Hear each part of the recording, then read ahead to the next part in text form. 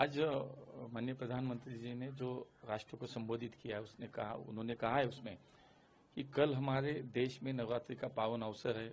कल से नवरात्रि शुरू हो रही, तो इस पावन अवसर पर उन्होंने देश के लिए जीएसटी जो रिफॉर्म करने का जो ऐतिहासिक निर्णय लिया था, तो कल से उसको अमल में लाने के लिए कल से ये शुरू होगा और कल से पूरे देश में ये एक नवरात्रि के पावन अवसर पर पूरे देश में बचत उत्सव शुरू होगा।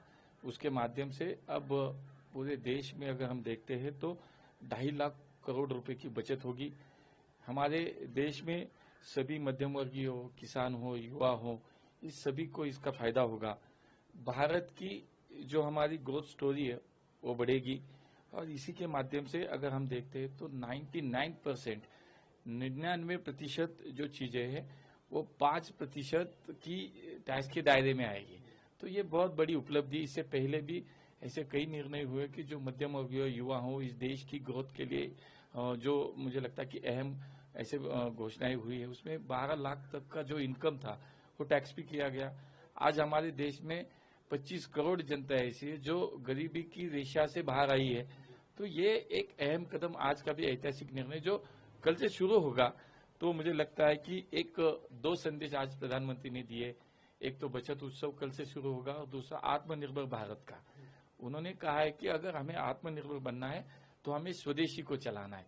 तो उन्होंने यही कहा, यही संदेश दिया कि हमें आत्मनिर्भर भारत बनाने के लिए अगर हमें करना है तो हमें गर्व से कहना पड़ेगा कि मैं स्वदेशी खरीदता हूँ, गर्व से कहना पड़ेगा मैं स्वदेशी बेचता हूँ। ये स्वदेशी का मंत्र माननीय प्रधानमंत्री ने आज दिया है और इसी से मुझे लगता है कि आत्मनिर्भरता ही विकसित भारत का आधार है और यही मंत्र आज प्रधानमंत्री ने दिया पूरे भारतवासियों को।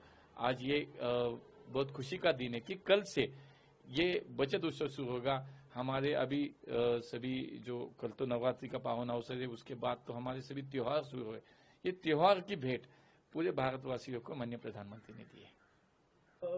आपने मंत्र की बात कही स्वदेशी, ये एक जो नारा आज प्रधानमंत्री दिया है, आपको लगता है कि आने वाले दिनों में ये बड़ी क्रांति लेकर आएगा कहीं ना कहीं?